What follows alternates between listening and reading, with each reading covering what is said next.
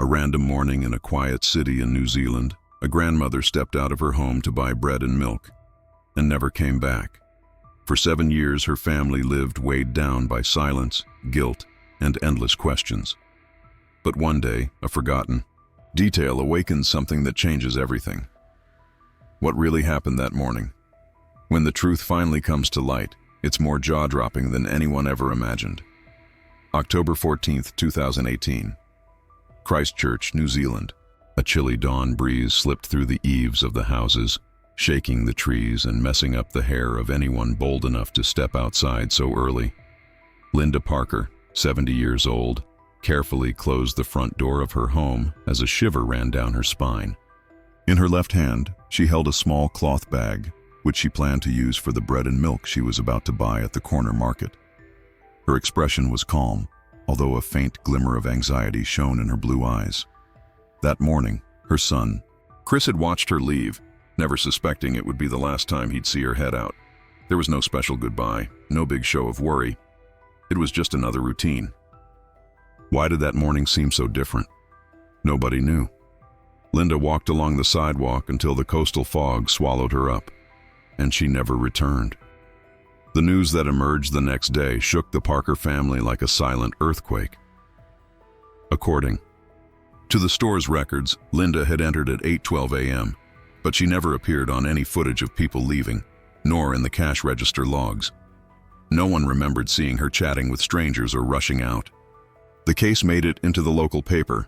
Search parties were organized. It was announced on the radio. Missing.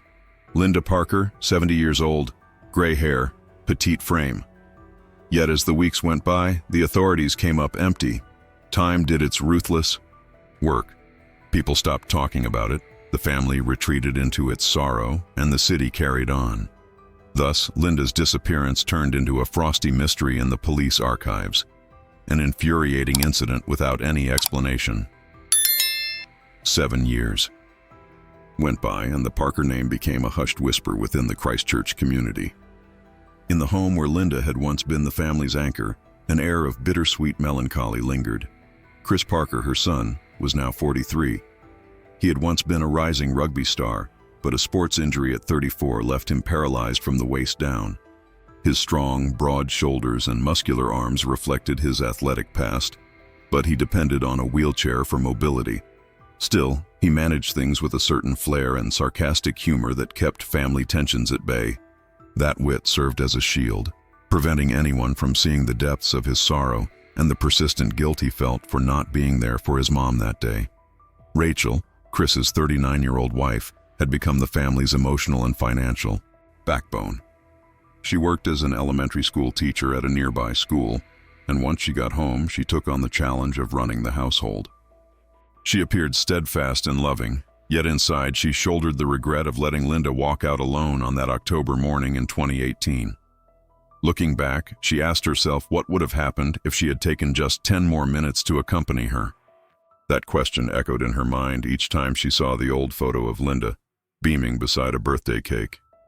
Jake and Logan, both 12, were the rowdiest and most curious twins in the neighborhood, identical in looks, brownish blonde hair, skinny, builds, lively personalities, but quite different in temperament. Jake plunged into everything without thinking. Logan paused for a split second, but then dove into trouble right behind his brother. They got into school mischief often, though their hearts were always in the right place. Whenever their grandmother's disappearance came up, they were overcome with curiosity. They'd heard so many stories about Linda that it seemed impossible that her whereabouts remained a mystery. Mia, 10, was the family's most introspective member. Dark, straight hair, huge brown eyes, and an artistic spirit that shone through in her sometimes haunting drawings. From a very young age, she'd found solace in painting and sketching, pouring her inner world out on paper. She remembered her grandmother better than her siblings did, especially how Linda would take her to the lake or sit with her to draw flowers and birds. But over time, Mia began having strange dreams filled with symbols she couldn't understand. Finally, Chloe, only 5, was the baby of the family.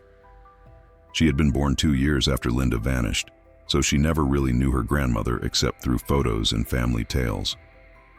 A cheerful girl with blonde curls, a big smile, and an innocence that spread optimism everywhere she went. Chloe saw her grandmother as a legend, something far off, almost unreal. Still, she'd insist that one day her grandma would come home, bringing candy for everyone. A family portrait hung in the Parkers' main living room, showing Linda, Chris, Rachel, and two younger kids, Jake and Logan, grinning from ear to ear. That photo, mounted above the fireplace, had become a painful reminder. Where was Linda? Why did she just vanish off the face of the earth? The only certainty was that she made it to the market, bought her groceries, and then vanished without any clear trace. Each night, Chris would lean back in his wheelchair, glance up at that photograph, and recall the sunny day it was taken. How happy everyone felt, how the house smelled like a freshly baked cake. Then his mind would drift to that tragic October 14th, replaying the quick, casual farewell, a simple, "See you later, Mom. Thanks for the help," oblivious to the fact it was the last time he'd see her. The passing years never dulled the pain. Rachel, every morning when she headed out early to school, took a moment to gaze at Linda's photo, silently pleading, "Give us a sign, please." For Chris, the strain was immense. He held himself together in front of his kids, cracking jokes about trivial things, but in private, his composure would crumble. On some nights, he woke up with an image of his mother calling out to him, as though she had survived and was pleading for help somewhere far away. Crazy? Maybe. But she was his mom, and that possibility gnawed at him. He never told Rachel about these dreams, not wanting to worry her more than necessary. Jake and Logan grew up devouring mystery novels. They loved detective movies and planned to crack the missing grandma case themselves. Yet their efforts were always naive. They'd snoop around the market, question the neighbors, imagine wild conspiracies, and jot down theories about alien abductions or Russian spies. Each idea wound up a dead end. Meanwhile, Mia refined her artistic talents. She didn't talk much, so she channeled all her feelings into sketchbooks. Her early drawings after Linda's disappearance were gloomy landscapes, blurry faces, and a constant sense of loss. As she got older, her techniques improved, and she started drawing the house, the lake, butterflies. But occasionally, eerie figures cropped up in her art. Even Mia herself didn't understand them. Rachel noticed these unsettling touches and asked about them, but Mia stayed silent, not knowing how to explain what inspired her. Chloe, on the other hand, splashed joy everywhere. She adored dancing in her pink dress, sharing candy with her brothers, and often climbed onto Chris's lap to chat. Being only 5, she didn't fully grasp what was missing. But whenever she saw Rachel looking sad, she'd ask, "Mommy, why don't you show me more pictures of Grandma?" Rachel, holding back tears, would reply, "Sure, sweetie, anytime." Chloe would smile, imagining a kind woman who would show up at the door someday with a giant pie. April of 2025 arrived almost unnoticed. One afternoon, Mia was tidying up her old drawings, rummaging for paper for a school project, when she discovered an old folder Linda had given her at the age of 4. Inside were childish scribbles in bold colors. Mia got a little sentimental, but one particular drawing jumped out at her, a rough sketch of a wooden house near a lake, with trees and plants around it. Seemed harmless until she noticed in the lower right corner a tiny figure of an elderly woman with gray hair behind what looked like metal bars, arms stretched out in a silent plea for help. The shape of her face strongly resembled Linda. Mia's heart thumped, the image unnerved her because she had no recollection of drawing Linda trapped. Why had she portrayed her grandma like that? Was it just her childlike imagination of grief? Or could it be a bizarre dream manifested on paper? With a mix of dread and hope, Mia showed the drawing to Rachel. Rachel examined it, feeling chills run down her spine, her fingers trembling over the lines. She immediately called Chris, who rolled over in his wheelchair to take a look. His reaction was a long, shaky breath. He recognized that old, run-down structure near Lake Pegasus, a place Linda used to visit with Mia, but the market where Linda disappeared wasn't anywhere near that lake. So how did it all connect? "Mia, why did you draw this?" Chris asked gently. She shrugged, staring at her feet. "I don't know, Dad. I don't remember drawing it. I guess I dreamed it up or something." I was so little. But it creeps me out. Rachel squeezed Mia's hand. Sweetheart, maybe we should show this to the police. You think they'll believe a kid's drawing from back in the day? Chris frowned, clearly skeptical, though there was a hint of new determination in his eyes. That same afternoon, Rachel and Chris headed to the precinct, carrying the old drawing sealed in a plastic sleeve. They explained the situation to the officer on duty, who at first seemed more curious than doubtful. But seeing no concrete leads, he gently turned them away. I'm sorry, Mr. Parker, Mrs. Parker. Without something solid, we can't reopen a case from so long ago. They tried pressing him, but all they got was a sympathetic shake of the head. They returned home, feeling frustrated. Jake and Logan saw the defeated look on their parents' faces as soon as they walked in. What happened? They asked in unison. Chris let out a deep sigh. The cops won't budge. Mia's picture isn't enough for them. The twins looked at each other, silently communicating something. For a long time, they'd felt as though they were on a secret detective mission to solve their grandma's disappearance, but they'd always run into brick walls. Mia's drawing gave them a fresh spark. Maybe that house was real. After dinner, Jake gathered his courage and whispered his plan to Logan at the kitchen table. I think we gotta go check if that house actually exists. I'm pretty sure Grandma talked about a place near the lake with giant ferns and a crazy chill in the air. Logan frowned. But how do we go without Mom and Dad flipping out? We'll figure it out. This Saturday, let's tell them we're going for a bike ride by the river. If we get to Lake Pegasus, maybe we'll find something. What about Mia? You think we should bring her? Logan sounded unsure. No, she's too sensitive. Mom and Dad might suspect something. Let's leave her behind to draw. We got this, right? All right, Logan agreed with a mixture of fear and determination. He was tired of feeling like no one was doing anything about Linda's disappearance, and though he feared getting in trouble, his curiosity was stronger. Saturday dawned under a gloomy, overcast sky, threatening rain in Christchurch. Rachel fixed breakfast, asking the twins about their plans. We're just biking by the river for a bit, Mom, Jake answered casually. Logan nodded. Chris raised an eyebrow, but seeing them both with helmets and jackets, wished them luck and reminded them to come back by lunchtime. Jake had stashed a flashlight in his backpack. Logan packed some cookies and water. The route to Lake Pegasus wasn't terribly far, but it led through lesser-traveled, wooded areas where the weather could flip in an instant. After half an hour of pedaling, a drizzle began, not enough to stop them. They powered on, adrenaline pumping. This is for Grandma, they told each other. Around noon, the drizzle turned into a steady downpour. They took shelter beneath an old bridge crossing a creek. Checking a crumpled map they'd printed out, they realized the lake was just another mile or so away. They continued until finally they reached the shore. Lake Pegasus sprawled out, dark and deserted, dense vegetation crowding its edges, an eerie vibe enhanced by the gray sky. The place felt super spooky. Jake pulled out the flashlight even though it was daytime. Don't ask why, but I've got a feeling we're gonna need this. Logan scanned the area. Are you sure there's a house here? I have no clue, but we gotta look for some path or something that matches Mia's drawings, Jake replied, his heart pounding. They explored the lakeside for nearly an hour, getting colder by the minute, the rain persisting. Right when they started to think they'd come out here for nothing, they spotted a structure hidden behind tall trees. They snuck closer. It was an old, run-down place with peeling paint and boarded-up windows, about 50 yards from the water's edge, surrounded by weeds.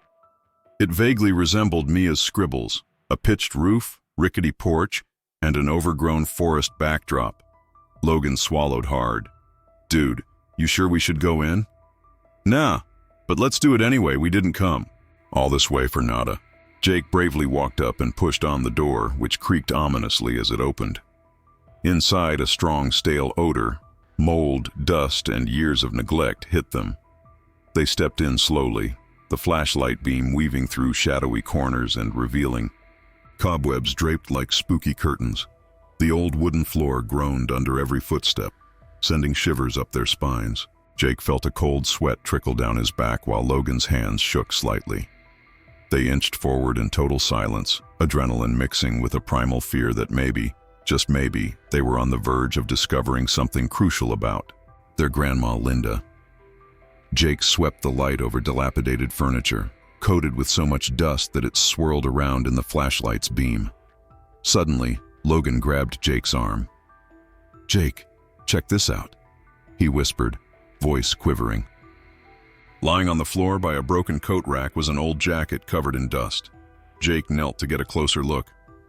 His heart nearly pounded out of his chest when he saw the faded initials stitched into the fabric. LP. A tremor rippled through him. This is Grandma's jacket," he exclaimed under his breath, trying not to shout. Logan, feeling dizzy with shock, used the flashlight to check a small basket nearby. Inside, among scraps of fabric and damp papers, he found a floral handkerchief. He recognized it instantly.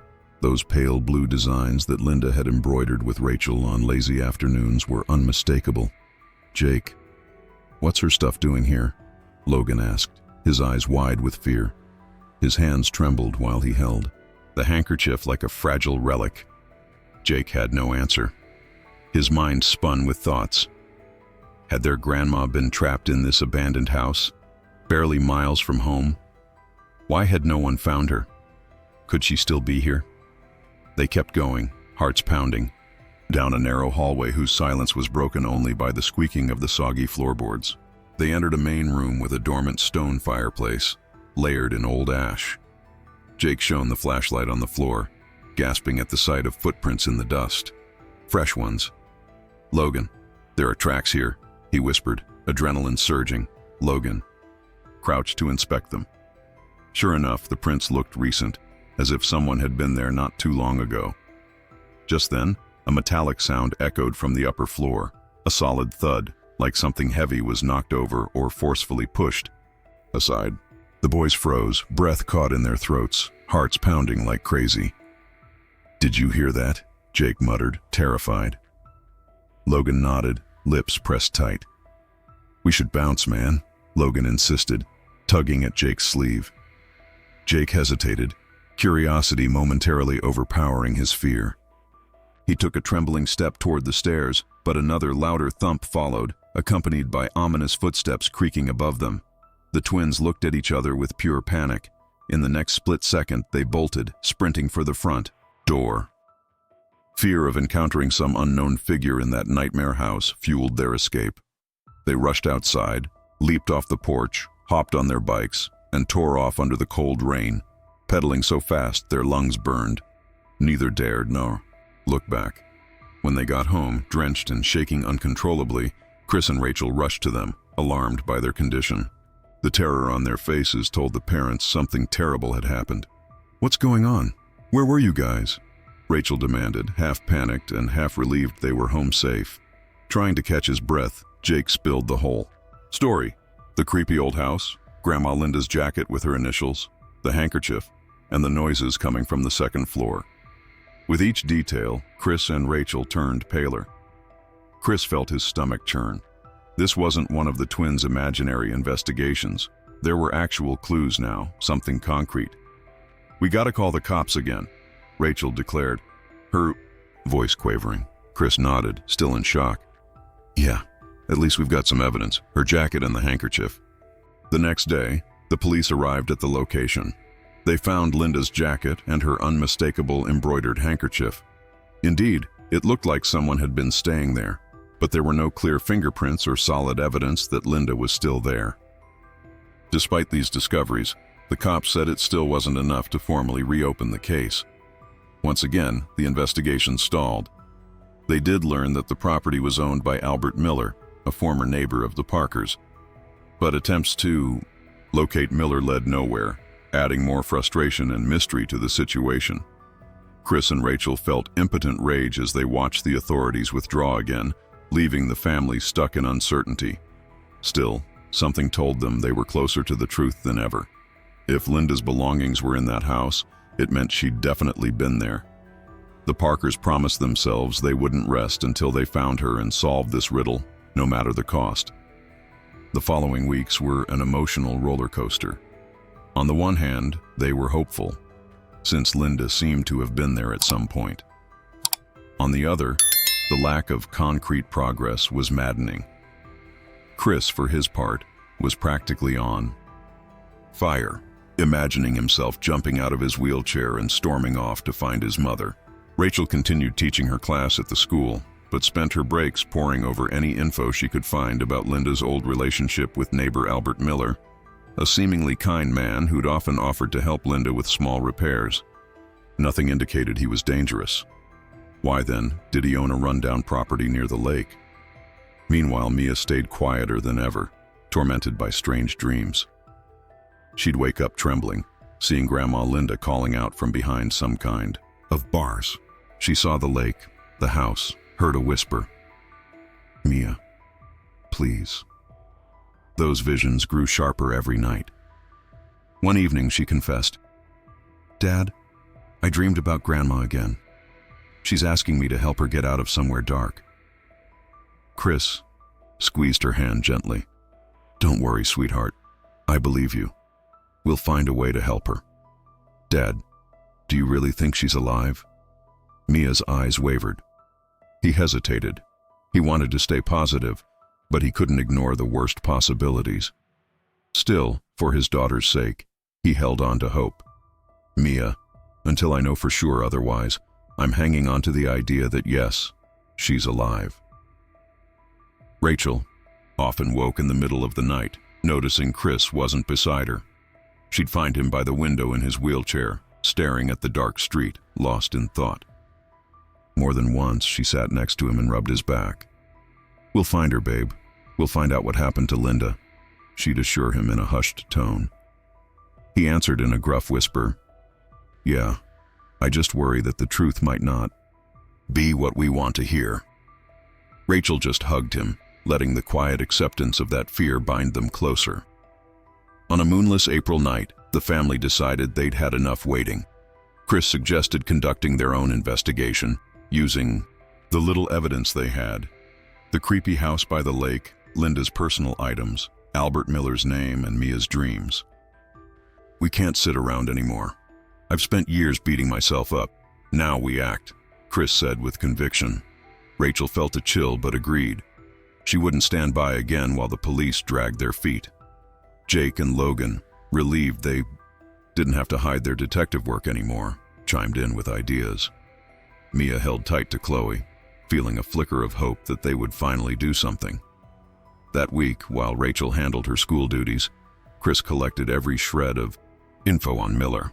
He discovered that Miller owned another property in town, currently vacant. Rachel swung by the local library during her lunch break to sift through property records. She learned that Miller had faced minor fraud charges and had been in financial trouble before. Odd for a guy who'd always seemed so helpful. Jake and Logan scoured the internet, looking for any official complaints filed about him. There were a couple of anonymous gripes about strange behavior, suspicious late-night visits, but nothing official. It was all leading nowhere fast. Then, Mia surprised them all. One night, she approached with another drawing, this time showing a trapdoor in the floor of the old house, a deep cellar. "I dreamed it," she whispered, unsettled.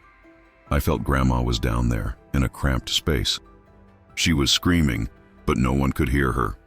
Everyone stared at the drawing. Was it just Mia's imagination again, or something more? Chris got a strong gut feeling. "We have to go back there at night and check it out without being seen," he declared. Rachel's eyes widened. "With the kids? That's dangerous." "It is, but the police won't do anything else. If Mom is still alive, every second counts. We'll be extra careful." Night fell. The clouds covered the moon, so the outskirts of Christchurch were pitch black.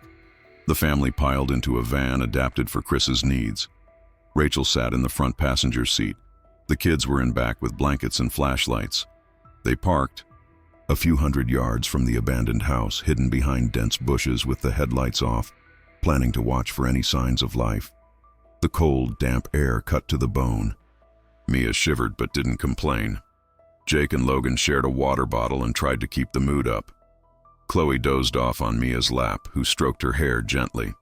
Rachel kept checking the time, Minutes felt like hours. Chris stared into the darkness. An hour passed, then two. Nothing.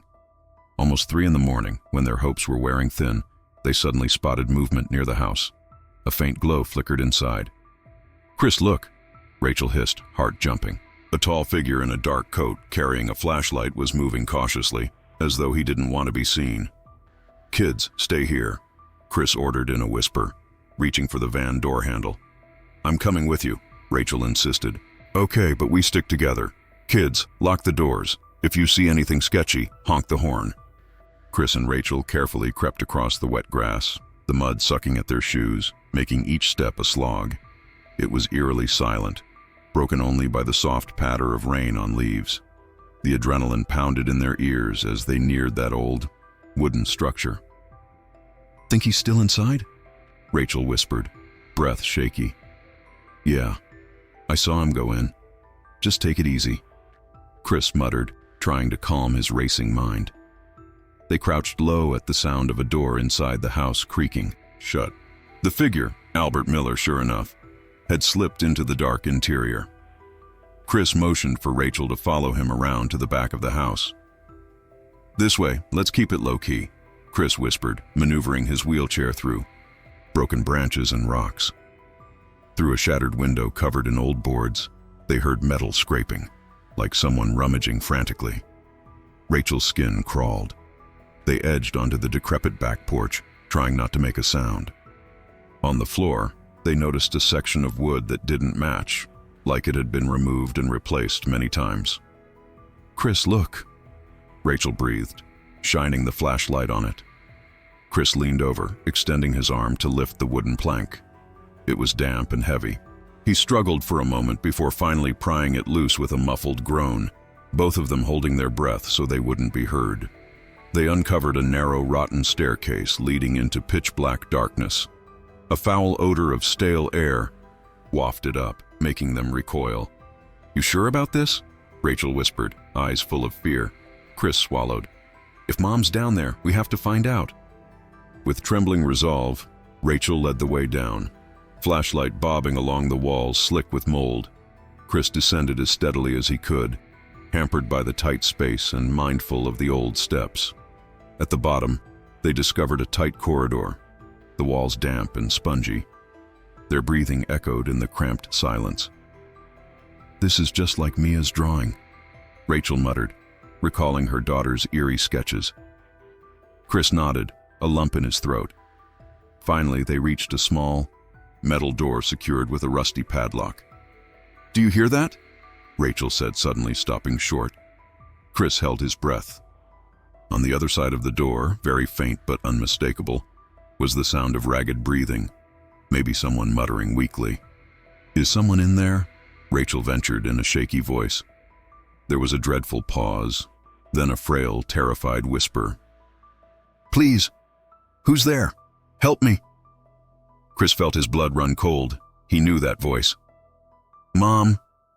Linda? Is that you?" He choked out, heart hammering. "Chris! Oh God, is it really you?" came the trembling response. "Oh my God, Linda!" Rachel moaned, gripping Chris's hand. "We're getting you out, don't worry." Chris frantically inspected the padlock while Rachel searched the area for something to break it. In a corner, she found an old metal bar, which Chris used to smash the lock. Inside, Linda pleaded, her voice trembling. "Hurry, please, he'll come back." Chris ignored the pain in his hands, pounding until the lock snapped with a jarring clang. They swung the door open to find Linda Parker, alive but painfully thin, huddled on a filthy mattress. Her gray hair was disheveled, her eyes bright with disbelief and terror. "Chris, Rachel, you finally found me!" Linda sobbed, arms reaching for them. Chris's heart nearly gave out from relief and sorrow. He rolled forward and hugged her, tears spilling silently. "Mom, it's really you," he murmured in shock, holding her gently so as not to hurt her. Rachel knelt beside them, clutching Linda's cold, trembling hand, weeping tears of both anguish and joy. "I'm so sorry we didn't find you sooner, Linda," she whispered. Linda shook her head. Not your fault. He kept me locked up, threatened to hurt you if I tried to escape. Chris clenched his fists. Albert is going to pay for this, I swear. Suddenly, a loud noise from the stairs made them all jump. A figure loomed at the top of the corridor. Well. Looks like we've got some company, came Albert Miller's cold voice, his flashlight revealing a small pistol in his other hand, pointed at them. Rachel instinctively shielded Linda, while Chris readied himself for anything. Albert. Linda managed weakly. Please let them go. You've done enough. Albert shook his head, rage distorting his features. You just had to poke your noses in, didn't you? I kept her alive, you know. Not that anyone else seemed to care. Chris glared at him. You locked up my mother for 7 years. Why? For her pension, her inheritance, Albert snapped, voice trembling with anger. She wouldn't sign her assets over to me, so I had to convince her somehow. It's not my fault the world made me desperate. Rachel blanched in shock. You're insane. Albert raised the gun threateningly. Society's insane, sweetheart. I'm just doing what I need to survive. Suddenly, faint sounds of shuffling came from the stairs. It was Jake and Logan, who had crept closer, worried about how long their parents had been gone. They spotted Albert and his gun and hid behind a splintered panel. Logan, hands shaking, dialed emergency services on his phone, while Jake peeked around for a chance to help. Albert, noticing movement above, turned his head for a split second. Chris seized the moment. He flung himself in his wheelchair against a metal railing, jostling Albert's aim. Rachel lunged for Albert's arm, the gun going off with a thunderous crack that echoed in the cramped cellar. The bullet lodged in the ceiling. Run! Chris shouted at Rachel and Linda. Linda struggled to her feet, leaning heavily on Rachel. Infuriated, Albert tried to push Chris aside, but he underestimated Chris's powerful upper body. Chris managed to shove the pistol away and grapple for control. Just then, police officers pounded down the stairs, guns drawn. Sirens wailed outside. The twins had called 911, giving precise directions. Albert saw he was surrounded. Cursing in frustration, he dropped the weapon and raised his hands. The cops hurried to cuff him while Linda sank into Rachel's arms, tears streaming down both their faces. You're safe now, cried one officer, relieved at the scene. Chris mopped the sweat from his brow, breathing hard. He then carefully wrapped Linda in a trembling hug. Above ground, Mia and Chloe were waiting with pounding hearts. As soon as they spotted Linda, looking frail but alive, they both sprinted over, tears in their eyes. Linda embraced them like she was seeing angels, overwhelmed that they had saved her from an unthinkable fate. Mia. Chloe, you've grown so much, Linda whispered, hugging them tight. Chloe clutched her grandmother's leg, crying even though she didn't fully understand. Mia's eyes brimmed with tears as she recognized how the trapdoor from her drawings was right there in front of her. Maybe her creativity had led her to the truth. She felt a strange mix of triumph and awe. Albert Miller was taken into custody and soon confessed to the kidnapping and fraud. Chris and Rachel agreed to testify while the twins described how they'd discovered Linda's belongings in the house. Mia offered her drawings as part of the record. Though they weren't legally binding, they provided an unsettling picture of how real the situation was. Linda spent the next few days in the hospital. She was malnourished and weak from years of captivity, but doctors assured the Parkers that she'd recover with rest, good food, and proper care. During visiting hours, the entire family gathered around her. Chris teased her gently to make her smile, reminding her how she'd basically pulled off a miracle surviving for so long. Rachel often cried tears of joy every time she saw Linda casually eating a hospital meal, free at last. Jake and Logan peppered her with questions about what she remembered, about her jacket, and whether she recognized anyone else roaming the house. Linda tried her best to answer, though she was still processing her trauma. Mia would sit by Linda's bed, quietly drawing the family reunited. Now her drawings featured bright colors, flowers, and hope. Chloe clung to Linda's hand, begging for stories and songs, thrilled at last to have a real-life grandma. When Linda finally returned to the Parker home on a sunny April afternoon, they had a small celebration with a homemade cake and flowers. The house felt lit up by a new energy. like a heavy knot, was finally undone. Linda exhaled shakily at the sight of the family portrait above the fireplace. She'd been missing from their lives for too long. She pulled everyone into a tearful group hug. Chris showed her how they'd made updates to the house for better wheelchair accessibility. Rachel brought out photos of Chloe through the years. The twins boasted about their many misadventures. Mia shyly presented Linda with a new piece of art. The entire family gathered by the lake on a sunny day, free from dark shadows. Linda's eyes misted over. "I never thought I'd see you again like this. Thank you for never giving up on me." Chris leaned in and kissed her forehead. "Mom, I'm sorry it took us so long." "There's nothing to forgive," Linda answered, smiling despite the tears. "We're together now, and that's what matters." The following weeks brought both relief and challenge. Albert Miller faced legal consequences for kidnapping and fraud. Linda had to recount details of her ordeal, which wasn't easy. But the family stood firm, side by side. Chris found a new purpose. He wanted to support other families with missing loved ones, so none had to endure a similar nightmare. Rachel, after sharing her experience with her teacher colleagues, helped launch an awareness campaign in their local community about missing persons. Mia realized her drawings could be more than mere scribbles. They were a gateway into her subconscious, and in some unexplainable way, they'd led her to her grandmother. She now sketched brighter, hopeful images.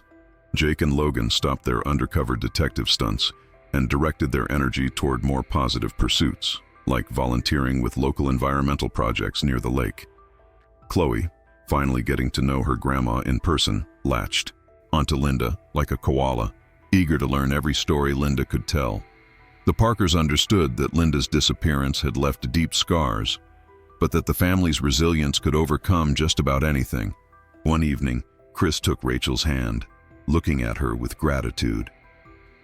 "I don't know how you held it all together, but thank you for never losing faith in me, in us, or in my mom." She kissed his knuckles. "We did it together, and together we'll keep moving forward." With Linda home, the house's warm glow was finally back. Yes, she'd endured a living nightmare, but her gentle spirit endured. Chris found a measure of peace, absolving himself of the guilt he'd carried for so long. Rachel stopped blaming herself for not walking Linda to the store that morning. She understood that the real culprit was Albert Miller. Mia recognized that her art was a tool to convey what she couldn't always put into words.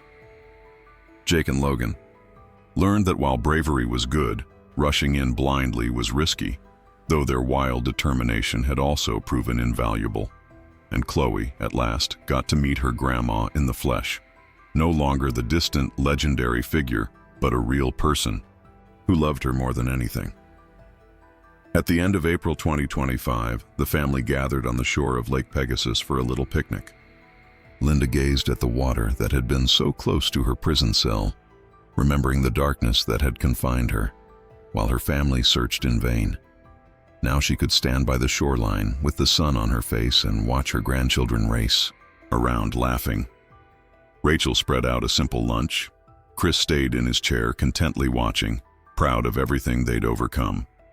Mia sat with her sketchbook, capturing the radiant scene, and in the corner of the page, she drew a figure, resembling her grandma, free and framed by blossoms. Chloe bounced over, asking, "Can I draw some butterflies too?" Mia grinned and nodded. Together, they sketched colorful wings, symbols of the freedom Linda had finally regained.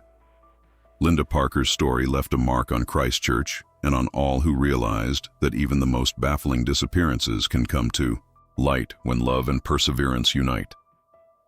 Local news channels revisited the case, this time with a triumphant ending and an identified perpetrator behind bars. People questioned how the police had overlooked such an obvious location for so long, and whether other missing persons might still be out there waiting for closure. Above all, the tale ignited a sense of hope and solidarity within the community. A few days later, Linda and Chris were chatting on the front porch. "Mom, you have no idea how badly I missed you," he confessed softly. "I do, son. I missed you just as much. And what a ball of sunshine little Chloe is." Linda's eyes shone as Chris shared funny stories about his youngest daughter. They stayed there into the afternoon, breathing in the scent of the garden, listening to the kids laughing in the yard. The lost years couldn't be recovered, but the present could be cherished to the fullest.